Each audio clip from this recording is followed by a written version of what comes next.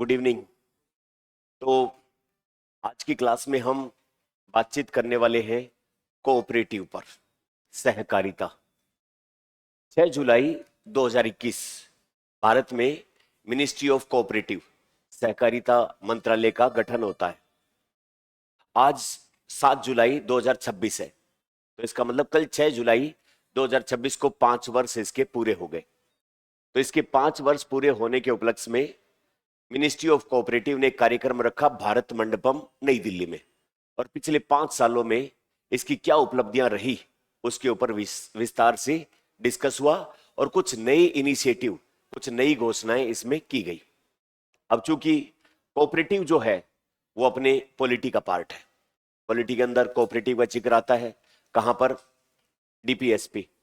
इसके अलावा जो आर्टिकल 243 पंचायती राज, उसके अंदर जिक्र आता है। इसके अलावा जो अपना संविधान का जो भाग 9 है उसके अंदर जिक्र आता है। कॉन्स्टिट्यूशनल अमेंडमेंट है उसमें भी जिक्र आता है, और सुप्रीम कोर्ट के कुछ डिसीजन है उसमें भी जिक्र आता है। तो एक तो पार्ट हुआ ये पॉलिटी का। दूसरा कोऑपरेटिव बैंक्स है, एग्रीकल्चर है, रूरल इकोनॉमी है, तो इसका मतलब कोऑपरेटिव पार्ट आता है इकोनॉमी का।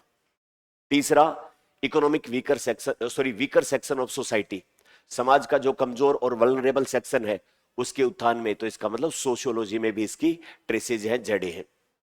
इसका मतलब ये बहुत सारी जगहों पर अपना काम करेगा, चाहे वो एसडीजी पूरा करने से संबंधित बात हो, इकोनॉमी की बात हो, पॉलिटी की बात हो, सोसाइटी की बात हो, या फिर करंट अफेयर की बात हो। मल्टीपल जगह पर काम में आने वाला टॉपिक है और कवर भी उसी शिद्दत से हम उसको करेंगे। तो जैसे कि अपन कोई भी टॉपिक उठाते हैं उसका प्री कम मेंस सॉल्यूशन करते हैं इंटरव्यू तक का, यानी कि अपन उस अप्रोच पे काम करते हैं। जैसे पहले कहते थे एक कोई सामान बना दिया और वो पीडीओ चलता रहे, यानी कि दादा खरीदे और पोता बढ़ते। तो अपन वन स्टॉप सॉल्यूशन एक चीज का करेंगे, एक बार तैयार करेंगे टॉपिक को, फिर प्री में, मेंस में, इंटरव्यू में, सब जगह वन स्टॉप सॉल्यूशन उसका करते हैं अपन। तो कोऑपरेटिव बेसिकली अप्रोच क्या है, किसको कहते हैं? सहकारिता। एक व्यक्ति कोई काम कर रहा है, उसको काम करने के लिए उस व्यक्ति के पास लिमिटेड तो पावर है, लिमिटेड स्किल है, और वो लिमिटेड क्षमताओं के साथ में अपना लिमिटेड काम कर सकता है। सपोज मैं एक किसान हूं, मेरे पास एक जमीन का टुकड़ा है, मैं उस जमीन के टुकड़े में खेती करता हूं, कोई भी फल सब्जी अनाज कुछ भी उगाता हूं, उसको बाजार में बेचता हूं, और बाजार में बेच के जो पैसे मिलते हैं उससे मैं अपना काम चलाता हूं। इस सारी प्रक्रिया के दौरान मेरे पास जमीन का टुकड़ा छोटा है, मेरी फसल सीमित है, मेरे को जो रुपए मिलेंगे उनका लाभ भी सीमित होगा। न मैं मार्केट को समझ पाऊंगा और न मैं मार्केट में अपनी बार्गेन पावर को दिखा पाऊंगा। इसकी बजाय मेरी तरीके के छोटे छोटे 100 किसान मिल जाए, उन सब की जमीन को एक साथ जोड़ के देखेंगे तो जमीन का टुकड़ा बड़ा हो जाएगा। उनमें जो खेती कर रहे हैं उसके लिए जो भी इनपुट है, जैसे बीज, फर्टिलाइजर, वो सब एक तो मैं अकेला खरीदने जाऊं बाजार में, और एक हम एक साथ में बल्क ऑर्डर दें कि भाई 100 किसान खरीदेंगे, इतना बीज चाहिए, इतना यूरिया चाहिए, इतना पेस्टिसाइड चाहिए, तो एक साथ खरीदेंगे तो अपने को भाव रिटेल का नहीं थोक वाला लगेगा, थोक वाला भाव लगेगा, होलसेल प्राइस पे अपन खरीदेंगे। फिर अपनी जो फसल का उत्पादन होगा अपन सारे मिलकर के उसमें बार्गेन करेंगे कि भाई इतना माल पड़ा अपने गोडाउन में, बताओ किसको चाहिए, इतना नहीं, इतने में नहीं मिलेगा, कोई और ले लेगा। तो हम अपनी बार्गेन पावर पे उस माल को बेच पाएंगे। प्लस बेचे तो बेचे, नहीं तो हम जो थोड़े थोड़े रुपए अपने पास से इकट्ठे करके, सपोज गेहूं उगाया, तो हम सीधा गेहूं न बेच के उसका एक ब्रांड, एक लोगो बनाए और आटा चक्की लगा के आटा बना के बेचे। तो गेहूं बेचने में और आटा बेचने में फर्क आ जाएगा, पैसे कमाने में। उसकी प्रोसेसिंग करके जो हम बिस्किट बना के बेचे, कुकीज बना के बेचे, या दलिया बनाकर बेचे, 50 प्रोडक्ट बन सकते। तो इससे ब्रेड भी कह दूं, ब्रेड बनाकर बेचे, 2-3 बार बोल दिया इसलिए मन में न रह जाए बात, ब्रेड बनाकर बेचे। तो ये सब अपन काम करें, यही एग्जांपल देते तो लिए लो, ये भी एग्जांपल अपन ने ले लिया, इसी में ही शामिल कर लिया। तो एक तो अपन रॉ मटेरियल एग्रीकल्चर प्रोड्यूस सीधा बेचे और उसकी प्रोसेसिंग हल्का सा वैल्यू एडिशन करके फिर वो बेचे, तो अपना मटेरियल थोड़ा सा महंगा। तो कुल मिला के एक अकेले व्यक्ति की क्षमता और उसके जैसे अगर बहुत सारे लोग मिल जाएं तो वही काम ज्यादा बेहतर, अच्छा, आसान और एक तरीके से ज्यादा मुनाफे वाला हो सकता है। तो this is the basic idea of cooperative, सहकारिता का यही उदाहरण है।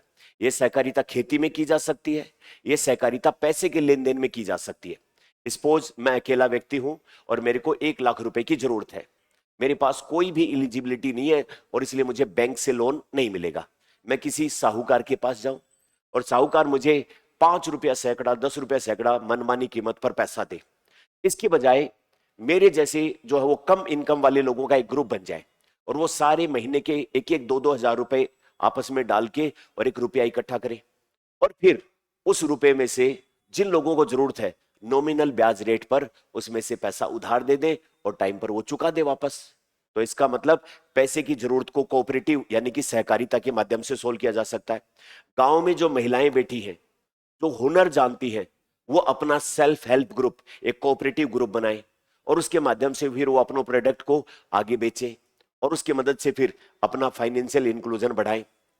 इसी प्रकार दूध उत्पादन, गांव में जो हर घर में गाय भैंस पाई जाती है और वो किसी दूध बेचने वाले को अपना दूध बेचेंगे तो वो उसको मनमाना पैसा नहीं देगा। इसके बजाय सारे गांव वाले मिलके एक जो वो कोऑपरेटिव बना ले, सहकार बना ले और अपना दूध एक साथ इकट्ठा करके एक साथ आगे बेचे, या फिर दूध न बेच के रसगुल्ले बनाकर बेचे, पनीर बनाकर बेचे, मिल्क प्रोडक्ट बना के बेचे, तो उसका मतलब उनका लाभ हो जाएगा। इसी प्रकार कुछ भी हो सकता है जिसमें एक व्यक्ति काम करे, इसके बजाय सारे मिलकर काम करें। वो खेती हो सकता है, पैसे की जरूरत का समाधान हो सकता है, वो एग्रीकल्चर के वैल्यू एडिशन हो सकता है, नॉन एग्रीकल्चर हैंडीक्राफ्ट हो सकता है, हैंडलूम हो सकता है, कोई भी चीज। तो आइडिया क्या है, अकेला करने से काम नहीं चल पाएगा, मिलके काम करेंगे तो ज्यादा बेहतर काम हो सकता है और उस ग्रुप में जो भी लोग जुड़ेंगे वो सारे लोग मिलकर अपने जीवन का स्तर ऊंचा उठा सकते हैं। दिस इज व्हाट कोऑपरेटिव, सहकार यही है। अपने यहां पर डेफिनेशन लिखी हुई है बहुत ही अच्छी, यही बात है कि सहकार लोगों का उनकी इच्छा से एक ग्रुप के रूप में जुड़ना, साथ मिलकर काम करना और उसके बेनिफिट को शेयर करना, वही सहकारिता है। और वही सहकारिता खास करके गांव के लेवल पर, मार्जिनल सेक्शन पर, जिनके पास रिसोर्स कम है, पूंजी कम है, पैसा कम है, बाइंग कैपेसिटी कम है, ऐसे जो ग्रास रूट लेवल पर लोग हैं उनके लिए एक वरदान साबित हो सकता है। इस जरूरत को आज ही नहीं, 2021 वाले इस मिनिस्ट्री की तो हम बात करेंगे, आजादी से पहले भी इसकी जड़ें अपने इतिहास में मिलती है। अलग अलग जगहों पर कोऑपरेटिव के उदाहरण हैं जिसमें पैसे का लेन देन शामिल है, चिट फंड शामिल है, निधि शामिल है, भिस्ती शामिल है, बहुत सारे ऐसे छोटे छोटे एग्जाम्पल है जिसमें लोग अपनी पैसे की जरूरतों को इकट्ठा करके और फिर उससे हिसाब से पूरा करते थे। लेकिन अंग्रेजों के टाइम से कोऑपरेटिव विकास होना शुरू होता है पहली बार 1904 में।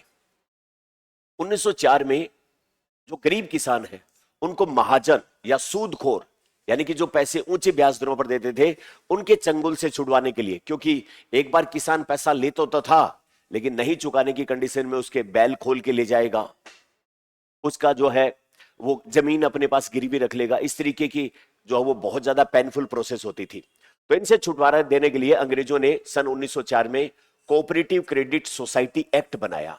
सन 1904 में सहकारी क्रेडिट जो है वो एक तरीके से जो है वो सोसाइटी या समिति एक्ट या अधिनियम बनाया 1904 में, जिससे उन छोटे लोगों की पैसे की छोटी जरूरतें पूरी हो सके। फिर उसके बाद में सन 1912 में ऋण के अलावा दूसरी जरूरतों को पूरा करने के लिए, जैसे हैंडलूम, हथकरंगा, जिसमें बर्तन कपड़े बुने जाते थे और इस तरीके की चीजें, तो ऐसे लोग साथ मिलकर काम कर पाए, उनके लिए कोऑपरेटिव सोसाइटी एक्ट बनाया जो बिना पैसे वाली दूसरी चीजों के कोऑपरेशन को बढ़ावा देने के लिए। फिर इसके 2 साल बाद 1914 में अंग्रेजों ने मैकलागल, एक व्यक्ति है, अंग्रेज नाम है ये, उनकी अध्यक्षता में एक कमेटी बनाई और उन्होंने रिकमेंडेशन दी कि भारत के ग्रामीण क्षेत्रों में बिल्कुल ग्रास रूट लेवल पर ये जो छोटे लोन की आवश्यकता है उसकी आपूर्ति के लिए कोऑपरेटिव सोसाइटी खोले जाए या कोऑपरेटिव बैंक की स्थापना की जाए।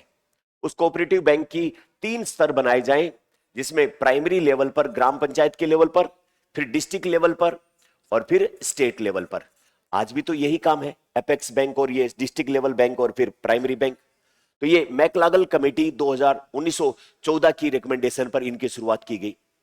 फिर उसके बाद में अपना 1919 वाला जो एक्ट आया था उसमें स्टेट, राज्यों को, जो उस टाइम पे प्रांत थे, प्रांतीय गवर्नमेंट को ये जो है वो शक्ति सौंप दी गई कि आप अपने राज्य में जो है वो कोऑपरेटिव सोसाइटी एक्ट बना सकते हो। तो ये कोऑपरेटिव सोसाइटी एक्ट जो है वो सबसे पहले बनाया, शायद अगर मुझे ठीक से याद है तो 1925 में बॉम्बे स्टेट ने। बॉम्बे स्टेट में उस टाइम पर क्या क्या आता था, गुजरात और महाराष्ट्र वाला ये जो रीजन है ये बॉम्बे स्टेट कहलाता था। तो बॉम्बे स्टेट ने सबसे पहले कोऑपरेटिव सोसाइटी एक्ट बनाया सन 1925 में। 1919 के अधिनियम के तहत राज्यों का एम्पावर किया गया, इसके तहत बनाया। फिर सन 1942 में कौन सा आंदोलन शुरू हुआ था, भारत छोड़ दो अंग्रेजों आंदोलन, करो या मरो, बस वही। तो हमने कह दिया प्लीज अब चले जाओ अपने यहां पर, नहीं परेशान हो जाओगे। 1942 परेशानी हो रहे थे 1942 के आते आते। तो 1942 में मल्टी स्टेट कोऑपरेटिव सोसाइटी, यानी कि एक ऐसी कोऑपरेटिव सोसाइटी जिसका बिजनेस एक से ज्यादा राज्यों में हो, तो उनको क्या बोलते हैं, मल्टी स्टेट कोऑपरेटिव सोसाइटी, उसको एम्पावर किया गया, उसके बारे में बात की गई। फिर हमें मिल गई आजादी। आजादी के बाद हमने 1947 के बाद में 5 ईयर प्लान, पंचवर्षीय योजनाएं स्टार्ट की, और उन पंचवर्षीय योजनाओं को एग्जीक्यूट करने में इन सोसाइटीज ने, कोऑपरेटिव सोसाइटीज ने बहुत महत्वपूर्ण भूमिका निभाई। किसानों के अंदर अलग अलग एफपीओ वगैरह बने, सब चीजें बनी। फिर उसके बाद हमने मल्टी स्टेट कोऑपरेटिव सोसाइटी का एक जो है वो एक्ट बनाया, उसका अमेंडमेंट 2023 में हुआ। फिर उसके बाद में हमने जो वो सहकारिता नीति बनाई 2002 के आसपास। तो ऐसे खूब सारे धीरे धीरे इंस्टीट्यूशनल जो है वो अपना एक तरीके से डेवलपमेंट हुआ। फिर आती है 2021, और 2021 में इन कोऑपरेटिव चीजों को मैनेज करने के लिए अलग से एक मिनिस्ट्री बना दी, और इसके मिनिस्टर हुए हमारे गृह मंत्री माननीय अमित शाह, वो इसके मिनिस्टर हैं। और अभी इसका कौन सा साल, कौन सी सालगिरह है, 5वीं, इसके ऊपर अपन बात कर रहे हैं। तो इस पूरे टॉपिक को अपन बैकग्राउंड से लेकर आते हैं, और फिर आज क्या क्या नया डेवलपमेंट हुआ, इसमें करंट में क्या क्या चीजें निकल सकती हैं, और अपने पॉलिटी के हिसाब से क्या सवाल बन सकते हैं, और इकोनॉमी के हिसाब से क्या सवाल बन सकते हैं, दोनों बातों को इकट्ठा करके एक साथ लिखे। करें शुरू, ठीक है। तो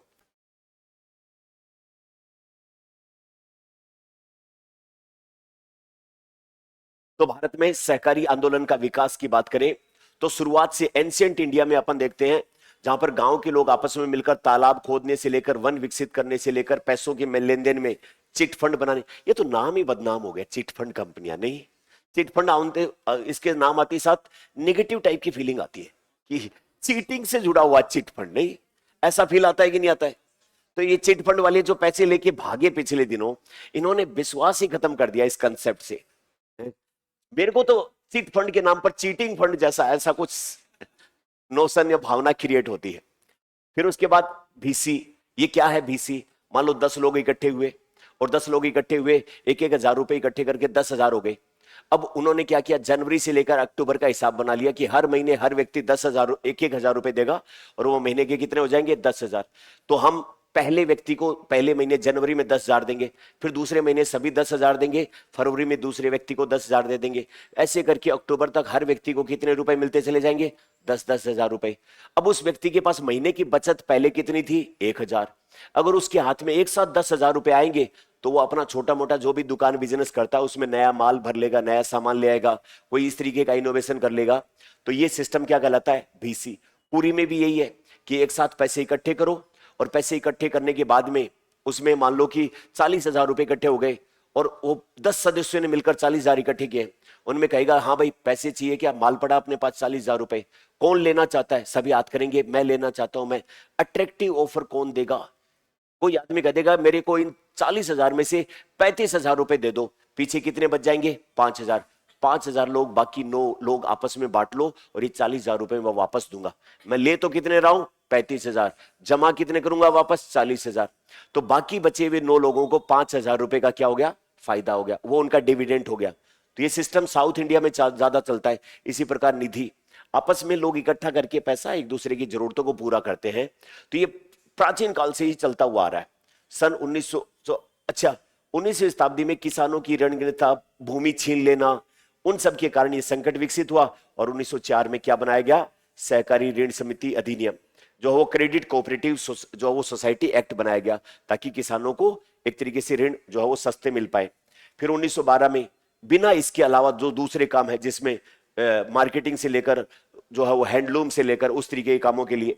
फिर मैकलागन समिति बनी 1914 में, जिसने बैंकिंग प्रणाली, जो कोऑपरेटिव बैंक होते हैं उसमें 3 स्तर वाली, इसकी रिकमेंडेशन दे दी। फिर उसके बाद में भारत का 1919 अधिनियम, और उसके तहत 1925 में बॉम्बे पहला स्टेट बना जिसने कोऑपरेटिव एक्ट बनाया अपने यहां पर। फिर 1942 में मल्टी स्टेट कोऑपरेटिव सोसाइटी, बहुप्रांतीय, बहुत सारे स्टेट में जो काम कर सकती है, उसकी बात की। फिर उसके बाद FYP, पंचवर्षीय योजनाओं में ये भी महत्वपूर्ण भूमिका रही। उसके बाद में जो है वो इन कोऑपरेटिव मूवमेंट को और ज्यादा मजबूती देने के लिए अपने देश में राष्ट्रीय सहकारी विकास निगम, एक कॉरपोरेशन बना जो कोऑपरेटिव सोसाइटी के डेवलपमेंट, प्रशिक्षण देने से संबंधित वो काम करता है। और एक नाबार्ड बैंक जो एग्रीकल्चर और दूसरी कोऑपरेटिव सोसाइटी के माध्यम से गवर्न करता 1982 में। इन्होंने एक तरीके से काफी मजबूती प्रदान की। फिर उसके बाद में मल्टी स्टेट कोऑपरेटिव सोसाइटी अधिनियम 1984 बना, राष्ट्रीय पॉलिसी 2002 बनी। फिर उसके बाद मल्टी स्टेट कोऑपरेटिव सोसाइटी में संशोधन किया गया 2023 में। इससे ट्रांसपेरेंसी और विभिन्न प्रकार की चीजें इसमें इंश्योर हुई। और 6 जुलाई 2021 को कोऑपरेटिव डिपार्टमेंट की स्थापना, मिनिस्ट्री की स्थापना की गई। इतनी बात आई समझ, है ना? तो ये इसका एक तरीके से क्रोनोलॉजिकल इवोल्यूशन है। फिर उसके बाद अपन देखें तो अपने कॉन्स्टिट्यूशन में क्या क्या प्रोविजन है कोऑपरेटिव से रिलेटेड, पॉलिटी वाला सेक्शन अपन देखें तो सबसे पहले अपनी 7वीं अनुसूची। 7वीं अनुसूची किससे संबंधित है? स्टेट और सेंटर के बीच में डिवीजन ऑफ पावर।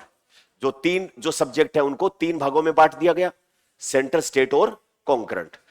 केंद्र सूची, राज्य सूची और समवर्ती सूची।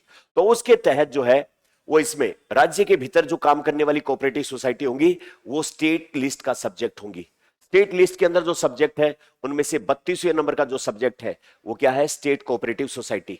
जो मल्टी स्टेट, एक से ज्यादा राज्यों में है, वो किस में आएंगी? स्टेट सूची में आएंगी कि सेंटर वाली सूची में आएंगी?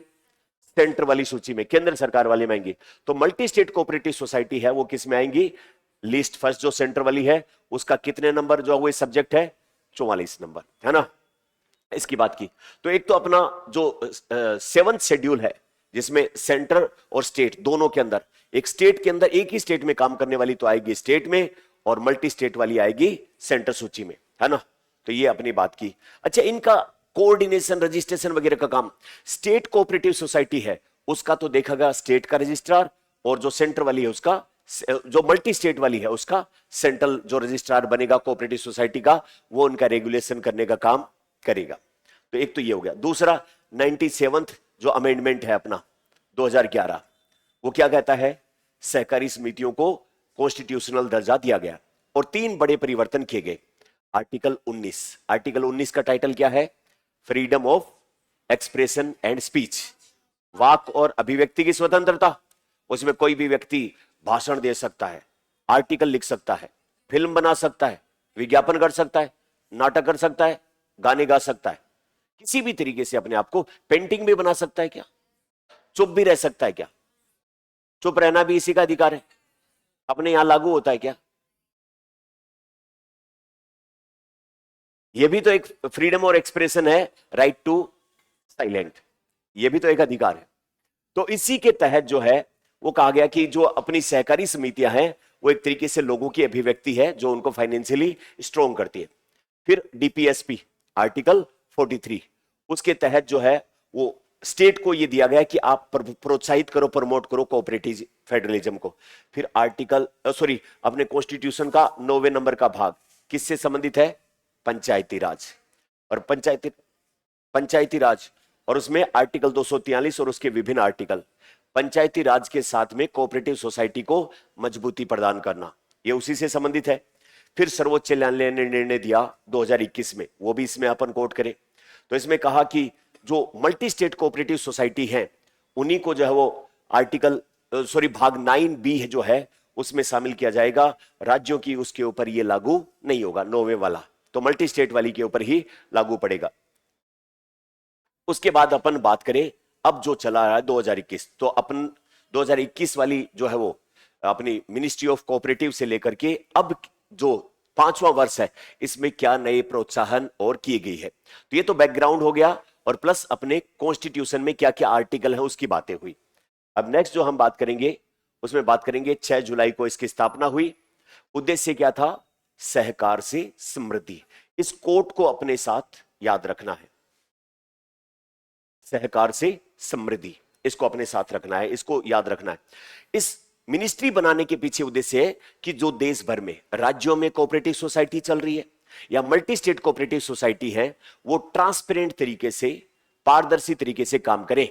ऐसा नहीं है कि कोऑपरेटिव सोसाइटी बनाई और उसमें जो पैसे वैसे इकट्ठे किए और कोई चालाक व्यक्ति उन पैसों को लेके भाग गया, फिर ग्राहक इधर उधर भटकते रहे। पिछले दिनों काफी ऐसी हाउसिंग सोसाइटी और विभिन्न प्रकार की सोसाइटी ने अपने कस्टमर को धोखा दिया है, समय समय पर पैसे लेके उड़न छू हो जाते हैं। तो इस तरीके की चीजों को रोकने के लिए उनका डिजिटलीकरण, आधुनिकरण, पारदर्शिता, उनके बीच में कॉम्पिटिटिवनेस, प्रोफेशनलिज्म, उन सब का जो विस्तार करना गांव के लेवल तक। अब तक 152 से ज्यादा सुधार कर दिए हैं इन्होंने, अलग अलग जो फ्लो थे उसको। भारत में जो सहकारी समितियां हैं उसका नंबर दिया गया है पीआईबी पे, अपने उसको लिया तो भारत में कुल रजिस्टर्ड जो सहकारी समितियां उनकी संख्या है 8.5, 8.5 लाख है, जिनमें से एक्टिव कंडीशन में जो काम कर रही है वो 6,60,000 के आसपास है। 98% जो अपना ग्रामीण क्षेत्र है भारत का, वो कवरेज होता है इससे। इसके साथ में 30 अलग अलग क्षेत्रों में ये कोऑपरेशन करने का काम कर रहे हैं और 32 करोड़ इनके मेंबर हैं। तो ये नंबर है। कुल सहकारी समितियां कितनी रजिस्टर्ड है? 8.5 लाख। काम करने की कंडीशन में कितने लोग कवरेज हैं इसमें? रूरल इंडिया कितना? और इस समय पर इनके 32 करोड़ और 30 सेक्टर में अलग अलग ये काम कर रहे हैं। उसके बाद में 5वें स्थापना दिवस पर कुछ डिजिटली लोगों को जोड़ने के लिए पहल की गई। एक तो जो मिल्क कोऑपरेटिव सोसाइटी है, दूध इकट्ठा करके बेचने वाली, तो उसमें जैसे गुजरात की अमूल है, अपने राजस्थान की सरस है, हर राज्य की कोई ऐसी स्टेट कोऑपरेटिव सोसाइटी है कि नहीं है? तो अमूल तो अब मल्टी स्टेट कोऑपरेटिव सोसाइटी होगी, कई राज्यों में उसका बिजनेस है। वैसे ये जो दूध उत्पादन करने वाली कोऑपरेटिव सोसाइटी है, उन सभी को डिजिटल डैशबोर्ड बनाया गया ताकि किस गांव से कितना दूध आता है, कहां जाता है, उसकी प्रोसेसिंग कैसी होती है, वो रियल टाइम उसके बारे में ट्रांसपेरेंसी आ पाए। दूसरा, जो कोऑपरेटिव बैंक है, उन कोऑपरेटिव बैंक को जोड़ा गया सीबीएस से। सीबीएस क्या है? Core banking solution. पहले क्या होता था? सिर्फ रजिस्टर में हाथ जो वो उसकी चढ़ाई गई रकम, और उसके बाद अभी ये जो नोटबंदी वाला काम हुआ या और इस तरीके से जो है वो काम हुए, उसमें कोऑपरेटिव बैंक के ऊपर ये आरोप लगा कि इन्होंने ब्लैक मनी को व्हाइट करने का काम किया। इसके अंदर जब है कोर बैंकिंग सॉल्यूशन, यानी कि कोई डिजिटल रिकॉर्ड ही नहीं है, सिर्फ रजिस्टरों में लिखी हुई बातें हैं, वो तो कभी भी मैनिपुलेट हो सकती है, कैसे भी हो सकती है। लोन दिया, लोन लिया, किसी के पास लोन गया नहीं, किसी ने लोन दिया नहीं, और वही कागजों में घूम के और वही पैसा ब्लैक का व्हाइट हो गया। तो इसलिए इनका अब इसको जोड़ दिया गया। जो अपने कॉमर्शियल बैंक है बड़े वाले, एसबीआई, आईडीबीआई, जो सब कोर बैंकिंग सॉल्यूशन, इनमें जो सॉफ्टवेयर होता है वो सीबीएस कहलाता है। तो सीबीएस बैंकिंग से इनको जोड़ दिया गया, तो ट्रांसपेरेंसी आएगी। अब जो है वो पहले वाली बात नहीं चल पाएगी। और एक सहकार सहयोगी एआई आधारित बैंकिंग ऐप है, प्लेटफॉर्म लॉन्च किया गया है, जो कस्टमर फ्रेंडली होगा, जो उनकी समस्याओं का समाधान, उनकी क्यूरीज का जवाब देना, वो सब करेगा। तो दो शुरुआत यहां पर की गई। एक तो सहकारी बैंकों को किससे जोड़ा? कोर बैंकिंग सॉल्यूशन से। और एक सहकार सहयोगी एआई आधारित प्लेटफॉर्म बनाया गया। तीसरा एक बहुत महत्वपूर्ण, जो वो ग्रामीण क्षेत्रों में जो एग्रीकल्चर प्रोड्यूस है, वो पहले क्या होता है कि किसान लोग कोऑपरेटिव बना के अपना अनाज इकट्ठा करेंगे, फिर उसको किसी कस्बे में, डिस्ट्रिक्ट हेडक्वार्टर या पास के वेयर हाउस में स्टोर करेंगे। अब कहा गया कि तुम अपना अनाज अपने गांव या एक कलेक्शन सेंटर बना लो, वहीं पर उसको स्टोर कर लो, और जब बेचने की बारी आएगी तब आप वहां से स्टोर करके, या सरकार आपका प्रोक्योरमेंट करेगी, उसके माध्यम से उसको आगे भेज दिया जाएगा। तो 47 नए सहकारी अनाज भंडारण गोदामों की आधारशिला यहां पर रखी गई। अब उसके बाद पिछले 5 सालों में जो उपलब्धियां हासिल की गई, उसमें अगर देखोगे तो प्राइमरी एग्रीकल्चर क्रेडिट सोसाइटी, जो खेती से जुड़े हुए किसान हैं, उनको लोन देने वाली जो सोसाइटी है, जिनको शॉर्ट में क्या कहा जाता है? पीएसीएस। पीएससीएस को डिजिटलाइज किया गया, उनका सुदृढ़ीकरण, उनकी ट्रांसपेरेंसी आई। किस जो वाकई किसान पात्र है उसको लोन दिया गया। जैसे मेरे जैसा कोई किसान, छोटा मार्जिनल किसान है, उसको लोन मिले और वो टाइम पे रीपेमेंट करे और उसको सस्ती ब्याज दरों का लाभ मिल पाए। तो ये सारा काम हो, है ना। इसी प्रकार 32 राज्यों के अंदर इसके बाइलॉज बनाए गए हैं। अब जो वो 25 से ज्यादा व्यावसायिक गतिविधियां कर रही है, 63,000 जो है वो ऐसी पीएससीएस को कंप्यूटराइज करके डिजिटलाइज कर दिया गया है। और जो वो इनके कुछ डाटा अपने यहां पर बताए गए हैं। उसके बाद सहकारी समितियों के माध्यम से राजस्थान के डाटा अपन ने अलग से हाईलाइट किए हैं। जिनके ऊपर जो वो इकोनॉमी सर्वे टाइप के जो सवाल बनते हैं वो राजस्थान वाले में अपने यहां से सवाल बन सकते हैं। कुछ इंपॉर्टेंट फैक्ट अपने यहां से निकाले, जैसे राजस्थान के अंदर ये मिनिस्ट्री बनने के बाद पहले चरण में जो प्राइमरी एग्रीकल्चर क्रेडिट सोसाइटी है उनका कंप्यूटराइजेशन किया गया है 5646। दूसरा, 10 करोड़ से ज्यादा ट्रांजैक्शन किए गए हैं in primary agriculture credit society के थ्रू। पूरे देश में सबसे ज्यादा ट्रांजैक्शन राजस्थान में हुए हैं। इसके अलावा जो अलग अलग उद्देश्यों से, चाहे वो हैंडलूम की हो, मछली पकड़ने की हो, अचार बेचने की हो, कपड़े बेचने की हो, साबुन शैंपू बेचने की हो, कोई भी तरीके का, तो अलग अलग उद्देश्यों की जो प्राइमरी एग्रीकल्चर क्रेडिट सोसाइटी है उनकी स्थापना 1977 ऐसी क्रेडिट सोसाइटी अपन ने बनाई है और सबसे ज्यादा है राजस्थान प्रथम स्थान पर है। ये इंपॉर्टेंट। दूसरा, जो अच्छी क्वालिटी के बीज किसानों को उपलब्ध करवाने हैं उसके लिए कोऑपरेटिव सोसाइटी लिमिटेड की स्थापना की गई और इसमें भी जो है वो सबसे ज्यादा सदस्य बनाने में राजस्थान पहले स्थान पर है।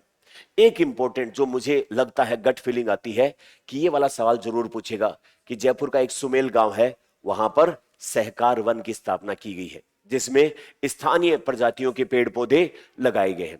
तो एक सिंपल फैक्चुअल जो आसान सवाल बनाना चाहता आरपीएससी, उस तरीके का सवाल बन गया कि राजस्थान में सहकार वन की स्थापना कहां की गई है। तो जयपुर के सुमेल गांव के 64 एकड़ भूमि में, जहां पर खेजड़ी, रोहिड़ा, नीम जैसी देसी प्रजातियों के पेड़ पौधे लगाए गए हैं। तो राजस्थान ने 10 जो वो सबसे ज्यादा ट्रांजैक्शन जो वो इतनी 5646 सबसे ज्यादा ट्रांजैक्शन करने वाला और अलग अलग जो वो प्राइमरी एग्रीकल्चर क्रेडिट सोसाइटी इनके स्थापना के साथ प्रथम स्थान पर है। तो ये अपन ने सारी बातें की है इसमें। उसके बाद में अच्छा, इसमें एक और भी है, ये फॉरेस्ट प्रोड्यूस ऑर्गेनाइजेशन क्या होते हैं, एफपीओ। ये भी एक सहकार का ही उदाहरण है। जैसे मैंने शुरुआत में जो उदाहरण लिया था वो एक एफपीओ का उदाहरण हो सकता है। सपोज मैं एक किसान हूं और मैं मशरूम उगाता हूं। क्या उगाता हूं? मशरूम। और मशरूम जो है उसको उगा के बेचता हूं। मुझे कभी बाजार में भाव अच्छा मिल जाता है और कभी बाजार में भाव अच्छा नहीं मिलता। अब मैं अकेला इस पे मेहनत कर रहा हूं तो मेरी जो क्षमताएं हैं वो सीमित है। मैंने अपने जैसे 100 किसानों को साथ जोड़ दिया और हमने साथ मिलकर मशरूम उगाना शुरू किया अपने अपने फार्म में। हमने अपनी जो फसल है उसकी तुलाई करवा दी और एक जगह पर इकट्ठी की। अब हम दिल्ली की आजादपुर मंडी में वो सप्लाई करते हैं, तो वहां तक वो जो गाड़ी में भर के जाएगा उसका किराया भी कम पड़ेगा, सब में बढ़ जाएगा। और प्लस हम बल्क में माल वहां पर बेचेंगे तो हमारी बार्गेनिंग पावर भी अच्छी होगी। या फिर हम ये भी कर सकते हैं, जयपुर के अच्छे 5 स्टार होटल्स जो हैं वहां पर हम एक आदमी रख ले और वो कांटेक्ट करे कि अच्छी क्वालिटी का मशरूम हम सप्लाई कर देंगे तुम्हें, और उनसे रिटेल प्राइस के ऊपर हम बेचें, बल्क में बेचने के बजाय। ये भी। तीसरा, मार्केट में डिमांड ही नहीं है मशरूम की, तो हम उसको सुखा ले और उसके चिप्स बना के बेचें, उसका अचार बना के बेचें, ताकि हमारा प्रोडक्ट खराब नहीं हो। तो इसका मतलब फार्मर अपने प्रोडक्ट को बेहतर तरीके से मार्केट में बेचने के लिए एक ऑर्गेनाइजेशन बना लेते हैं, उसको क्या कहते हैं? एफपीओ। वो सहकार का ही उदाहरण होता है जो फार्मर की एक तरीके से क्वालिटी, बार्गेनिंग पावर, सब चीजों को बढ़ाता है। वो गन्ने के किसान बना सकते हैं, सब्जी के किसान बना सकते हैं, फलों के किसान बना सकते हैं, दालों के किसान बना सकते हैं, कोई भी किसान बना सकते हैं। तो कुल मिला के ये एफपीओ बनाए गए किसान उत्पादक संघ, और वो अलग अलग क्षेत्रों में काम कर रहे हैं। तो ये एक इंपॉर्टेंट कंसेप्ट समझने वाला। दूसरा, जो कोऑपरेटिव सोसाइटी में पैसे का ट्रांजैक्शन होता है वहां पर बात आती है टैक्सेशन की भी। तो कोऑपरेटिव सोसाइटी के थ्रू, ताकि वहां पर पैसा किसका लग रहा है? कमजोर लोगों का, गरीब लोगों का, मार्जिनलाइज लोगों का। तो सरकार उस ट्रांजैक्शन पे उतने टैक्स नहीं लेगी जो मजबूत कंपनी, बड़े बैंकिंग सिस्टम में लिए जाते हैं या बड़े बिजनेसमैन से लिए जाते हैं। उनको थोड़ी सी रियायत दी जाएगी हर चीज में, क्योंकि कोऑपरेटिव का उदाहरण किसी एक व्यक्ति को पूंजीपति नहीं बनाना है। वो जो फायदा होगा वो सब में बांटना है, ताकि ग्रास रूट लेवल पर डेवलपमेंट हो। सरकार वैसे भी तो पब्लिक एम्पावरमेंट करना चाहती है, और लोग अगर स्वावलंबी होके खुद मेहनत करके पैसा कमा रहे हैं तो सरकार का तो बर्डन ही कम हो रहा है। सरकार को एक सिंपल सा काम करना है कि टैक्स में थोड़ा सा सुधार करना, उनको टैक्स थोड़ा सा कम रखना है। तो उसके तहत जो सरचार्ज होता है, जो टैक्स के ऊपर टैक्स लिया जाता है, वो कोऑपरेटिव सोसाइटीज के लिए 12% से घटाकर कितना किया है? 7%। दूसरा, मिनिमम अल्टरनेटिंग टैक्स। ये कौन सा टैक्स है? हाँ, कोई कंपनी मान लो कि 100 करोड़ रुपए कमा रही है, 100 करोड़ रुपए पर उसका टैक्स बनता है सपोज 25 करोड़ रुपए। अब 25 करोड़ रुपए के टैक्स को बचाने के लिए वो विभिन्न प्रकार के लूप होल निकाल ले, फायदे निकाल ले, डिडक्शन के तरीके निकाल ले। मैंने इतना पैसा वहां कर दिया, ये कर दिया, वो कर दिया, और अंत में कहे टैक्स है जीरो। कितना है? Tax zero. अब सरकार की हम क्या करें फिर? हम क्या करें? हम तो बुरा बचे। हमारे पास टैक्स नहीं आएगा तो देश कैसे चलेगा? तो भैया तुम चाहे कितना ही टैक्स बचा लो, इतना टैक्स तो हम तुमसे लेंगे ही लेंगे। तुम चाहे किसी में इन्वेस्ट करो, 100 करोड़ रुपए कमाए, मजाक थोड़ी है। तो वो टैक्स जो बिल्कुल, जो वो टैक्स बचा लेने पर भी जो लिया जाता है, तो बड़ी कंपनियों से 18.5%, तो इनसे कितना लिया जाएगा? 15% ही लिया जाएगा। फिर TDS, tax deduction at source. मान लो कोई कमाई की है किसने, और उस कमाई पर उसको टैक्स देना, इनकम टैक्स।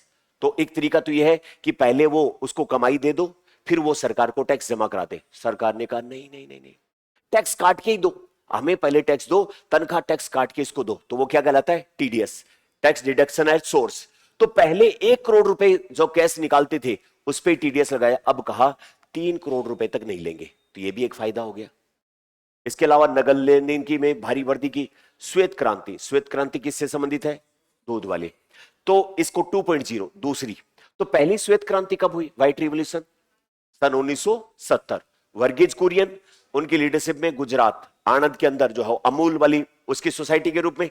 अब जो है वो आगे बढ़कर, अब जो है वो लक्ष्य 2028-29 तक गांव के लेवल पर जो दूध का उत्पादन होता है उसकी खरीद में कितनी वृद्धि करनी है? 50%।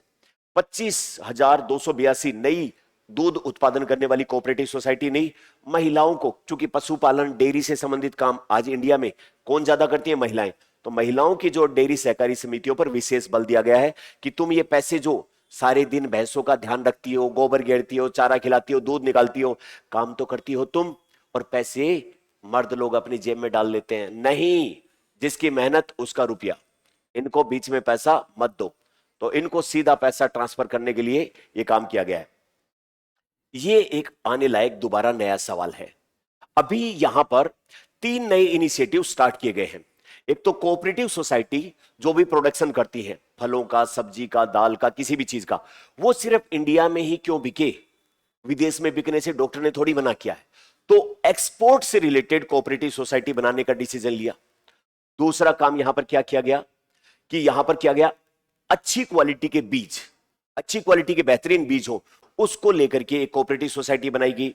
और तीसरी कोऑपरेटिव सोसाइटी बनाई गई है जो है वो ऑर्गेनिक प्रोडक्ट के लिए। आजकल क्या है, पेस्टिसाइड, इंसेक्टिसाइड जो है उनका प्रकोप ज्यादा है। तो वो किसान जो ऑर्गेनिक फार्मिंग करते हैं वो सारे जुड़कर एक ब्रांड बनाए और अपने ब्रांड को ऑर्गेनिक के तौर पर बाजार में प्रमोट करें। तो कितनी नई पहल? 3। एक्सपोर्ट करने से रिलेटेड, ऑर्गेनिक प्रोडक्ट से रिलेटेड और सीड से संबंधित। ये 3 नई कोऑपरेटिव जो है उनकी यहां पर घोषणा की गई। इतनी जो है वो अलग अलग सब में सहकारी समितियां है उसमें की गई है। ये तीनों नई पहल पीआईबी ने अलग से पोस्टर भी बनाया है।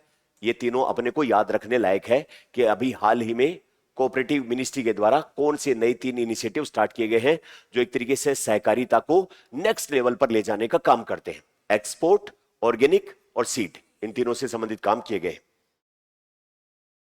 है ना। अब इसके अलावा कुछ मिससेलेनियस एक एक दो दो फैक्ट। कोऑपरेटिव एजुकेशन को बढ़ावा देने के लिए नई फैकल्टी डेवलप हो, रिसर्च हो, इसके लिए एक गुजरात के अंदर नया यूनिवर्सिटी खोली गई है जिसका नाम है त्रिभुवन सहकारी विश्वविद्यालय, टीएसयू। ये गुजरात के कहां पर? आणंद में, जहां अमूल की शुरुआत हुई उसी जगह पर इसको खोला गया है। दूसरा, जो कोऑपरेटिव सोसाइटी के बारे में अवेयरनेस किसानों को या फार्मर जो के अलावा जो भी कोऑपरेटिव सोसाइटी बनाते हैं उनको ट्रेनिंग देने के लिए जो है वो एनसीसीटी, राष्ट्रीय सहकारी प्रशिक्षण परिषद, या फिर नाबार्ड के माध्यम से उनको ट्रेनिंग देके नए और ट्रांसपेरेंट वे में कैसे काम किया जाए। एक अपने जयपुर में कई बार आप देखोगे टैक्सी दिखती है, भारत टैक्सी, ये भी कोऑपरेटिव का ही उदाहरण है। भारत टैक्सी जो है वो भारत का पहला मोबिलिटी प्लेटफॉर्म है जहां पर ड्राइवर और उनकी गाड़ियों को रजिस्टर किया गया। इसका जो बेनिफिट होगा वो ओला उबर वाले की तरह अपनी जेब में नहीं डालेगा, वो सभी ड्राइवर्स में बराबर हिस्से में बटेगा। तो उसके लिए भारत टैक्सी नाम का एक उदाहरण है। तो ये भी एक अच्छा एग्जांपल आप मेंस में कोट कर सकते हो कोऑपरेटिव के नाम पर। तो सहकार कोऑपरेटिव टैक्सी कोऑपरेटिव लिमिटेड एक पहल है जो सहकारिता के मॉडल पर आधारित, चालक केंद्रित, जिस व्यक्ति ने अपनी गाड़ी लगा रखी है उसके ऊपर आधारित है। तो अब तक इसमें कितने जो है वो लोग ड्राइवर पंजीकृत हैं? 6.3 लाख, 3-7 लाख। और कितनी गाड़ियां, वाहन इस पे पंजीकृत हैं? 35.77 लाख पंजीकृत ग्राहक इसके ऊपर जो है वो पंजीकृत, इतने लोगों ने इसका फायदा लिया है। अच्छी बात क्या है कि अपने कहां पर, जयपुर में भी भारत टैक्सी आपको दिखाई देती है, जयपुर भी इसमें आता है। तो राजस्थान का एक शहर जिसके अंदर भारत टैक्सी कोऑपरेटिव है वो इसमें आता है। तो बस ये भारत टैक्सी के बारे में कुछ बातें अपने को पता लगी। इसके पास खूब सारे ग्राहक हैं और खूब सारे जो है वो इसकी ड्राइवर इस पे रजिस्टर्ड हो रखे। अब देखो दिखा इसका सवाल सोल्व करके बताओ क्या। 46 कंप्यूटरीकरण किया है, 10 करोड़ से ज्यादा लेन देन दर्ज किए गए, 1977 बहुउद्देशीय के प्रथम स्थान पर है, सहकार वन सुमेल गांव में है। ये भी ठीक है क्या? ये राजस्थान वाले सारे ही स्टेटमेंट इंपॉर्टेंट हैं सहकारिता के मामले में, तो राजस्थान वाला बॉक्स अच्छे से तैयार करना, याद रखना इसको, है ना। तो कौन से स्टेटमेंट राइट हैं? सारे स्टेटमेंट राइट है। अब इसमें मेंस के हिसाब से भी अगर कोई सवाल आप बनाना चाहो तो वो सवाल आप अवश्य बनाएं। एक बार सहकारिता का विकास, कॉन्स्टिट्यूशन में प्रोविजन, और प्लस अभी 5 साल हो गए हैं कोऑपरेटिव मिनिस्ट्री ने क्या क्या उपलब्धियां हासिल की है। 3 सेक्शन में अपने इस लेक्चर को बांटा है। पहला इसका इवोल्यूशन, दूसरा कॉन्स्टिट्यूशनल प्रोविजन, और तीसरा इसमें हमने 5 साल में क्या क्या किया है इस बात को अपने सम अप किया है। तो मिलते हैं फिर कई नए टॉपिक के साथ में। Thank you very much.